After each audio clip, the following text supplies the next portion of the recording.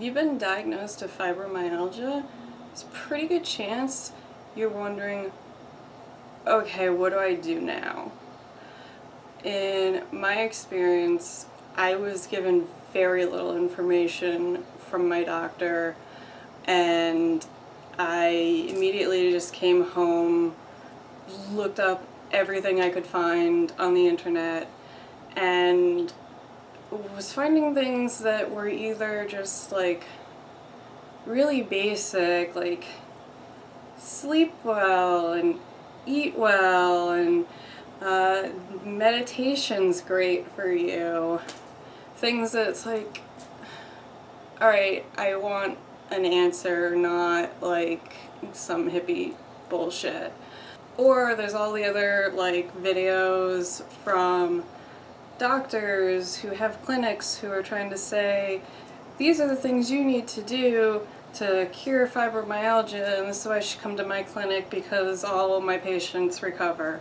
Anybody who's saying that is full of shit. There's just a lot of bad information in general, and a lot of people selling things or trying to sell you things that will do nothing but waste your time and money.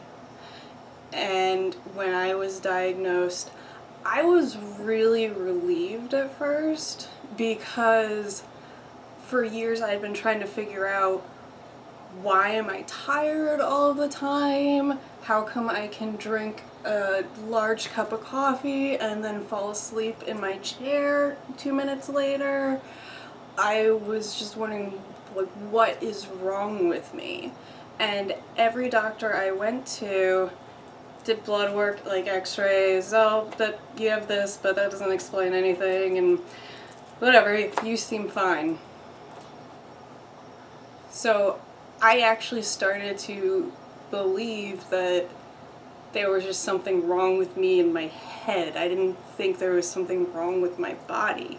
So when I was diagnosed that I had fibromyalgia, I was so relieved to finally have a diagnosis and feel like, okay, I know what's going on now, so now I can treat this. I can do something. I can like take control back of my life. And for me, my whole objective of seeing doctors all the time was I wanted to go back to work full-time and have my old career back. This is not about my goals though, so whatever, ignore that. So there was this like initial just elation of feeling like I now have something I can work with. I have a diagnosis. And I just researched as much as I could find, any available medical articles, videos on YouTube, people's personal blogs, and I was really frustrated to just basically find nothing that was useful to me. And the reason for that is because nobody has any idea what fibromyalgia really is. You will see specialists talk about different things like, you know, vitamin D deficiencies, Epstein-Barr virus. You may have already, you know, come across some of these things,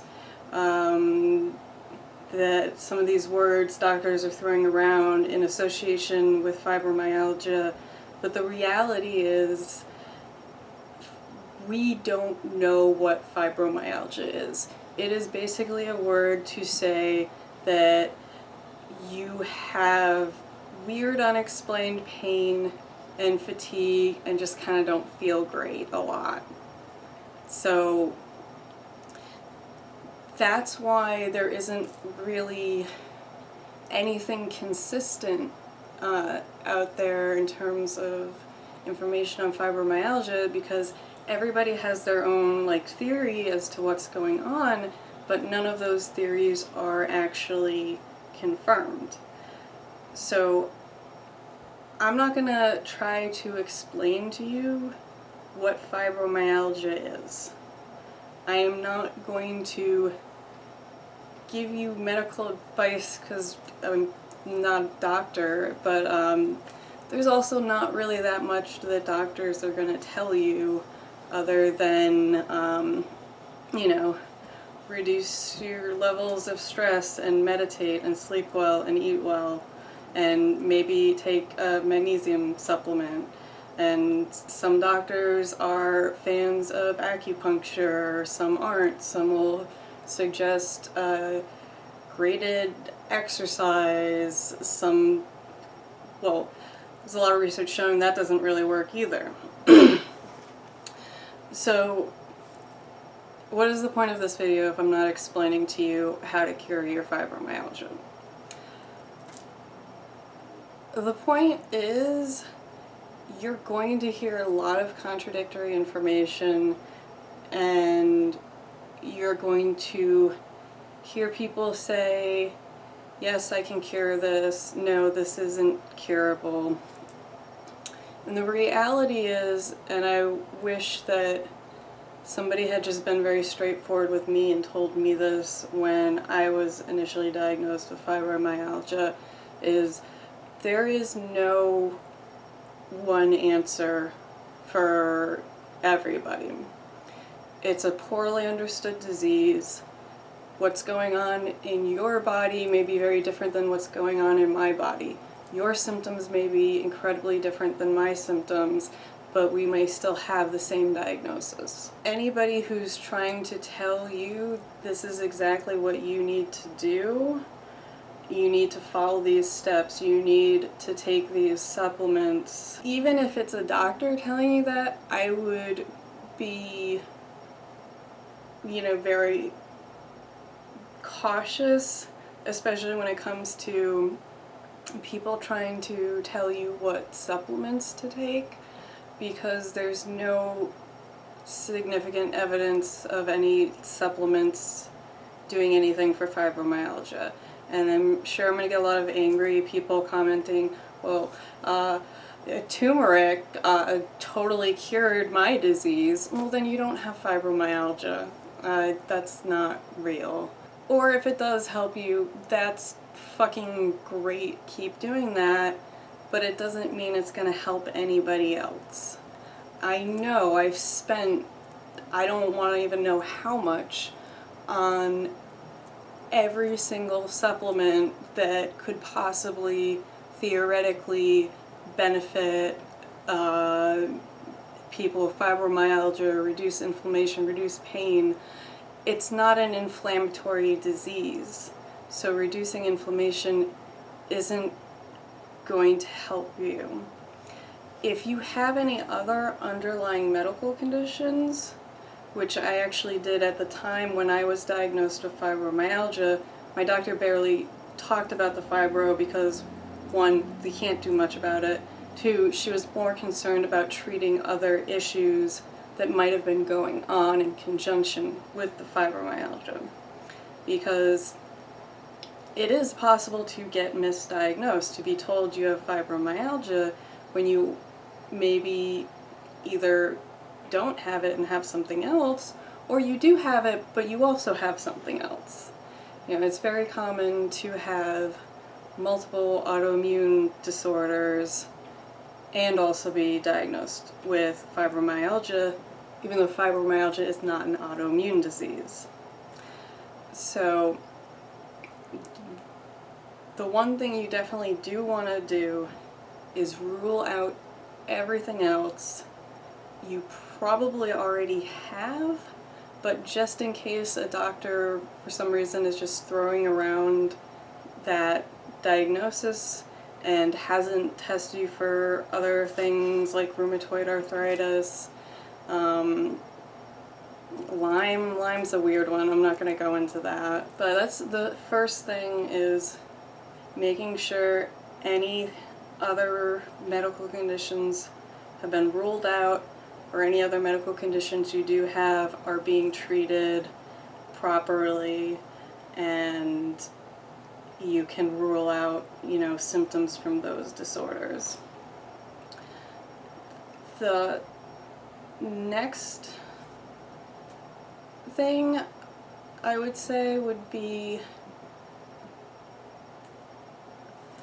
well, for one, you have to accept that this is a disease without a cure.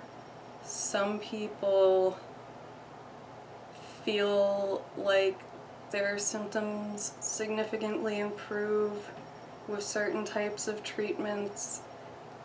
There's no scientific evidence really backing up any specific treatments.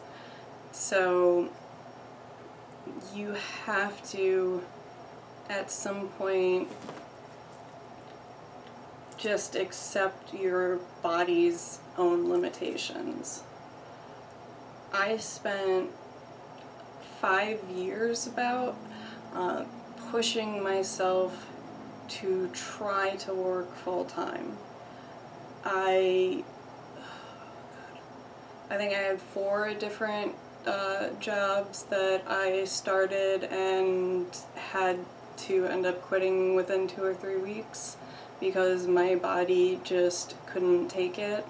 And when I mean like I physically couldn't do it, I mean I was doing as much as I could. I was waking up every morning taking caffeine pills to try to get through my fatigue and just push through all the weird muscle pains I was having. I was spending so much money on like Tiger Balm and things to try to just alleviate some of my pain. I was sleeping maybe only 4 hours a night, and when I told one of my doctors this, she told me, you should not be working. Like, you are making your illness worse. You are going to make yourself even more sick. And I did end up having multiple autoimmune diseases, and it's very possible that me pushing myself that much and doing all of these unhealthy things to try to keep working is potentially what triggered those autoimmune diseases.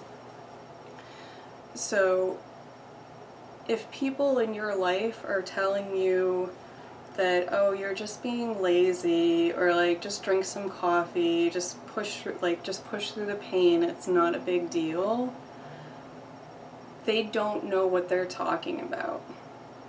You want to learn to listen to your body, and it can be really hard when you have people around who don't understand what's going on, when you have doctors who are also telling you just suck it up and deal with it.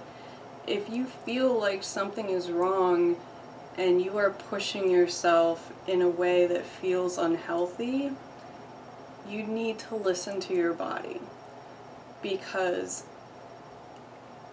for me, when I took a step back and started actually doing things to take care of myself and started reducing stress in my life, both like physical and emotional, I started to get better.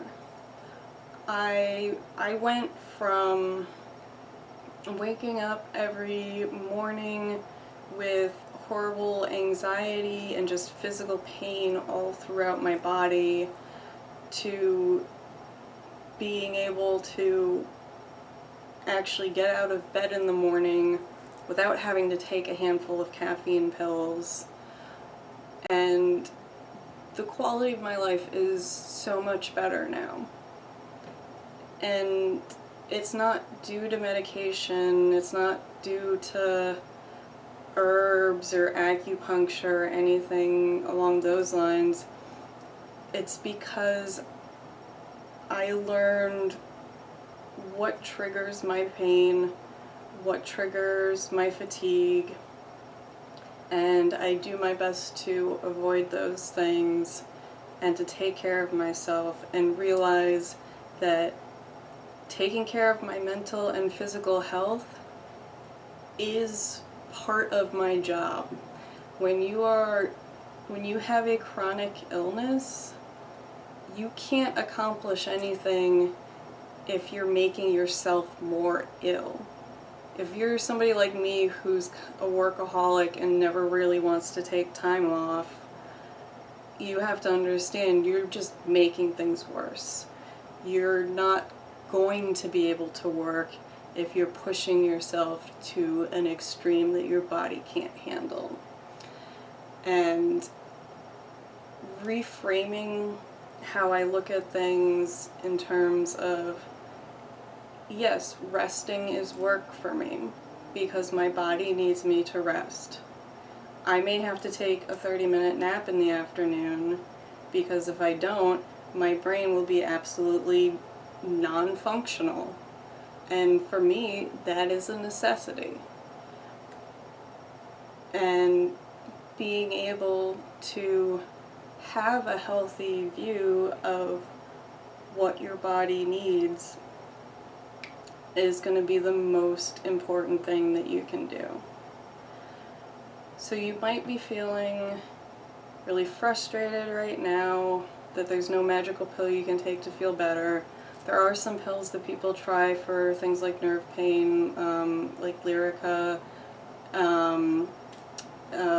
Plaquenil. There's a few different things out there that you can talk to your doctor about and give those things a shot. You can do acupuncture and meditation, and actually meditation, I'd say, is the one thing that has actually been helpful for me, because reducing stress is very important with fibromyalgia. So, and mindfulness meditation has been proven to actually reduce stress levels. That is the one thing that I will highly recommend anybody try. It's free, so if you absolutely hate it and it doesn't work for you, you haven't lost any money.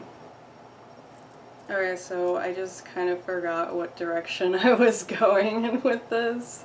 I forgot where I was because fibromyalgia kind of makes you really forgetful.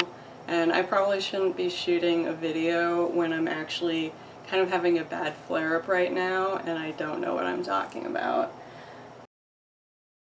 You may be really upset that there's a lot of things you used to enjoy that you can't do anymore, and that sucks. It took me a really long time to grieve and deal with the things that I lost in my life because of my fibromyalgia.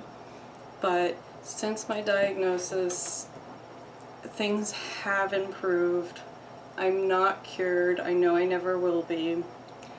But my life is a lot better now because I've learned to listen to my body and I've learned to let go of the things that I can no longer do and look for things that I enjoy now in my life, that it's actually given me an opportunity to do new things, try new hobbies. So try not to get sucked into the pit of despair that can happen when you get diagnosed with a serious illness. While there's no cure, things can get better.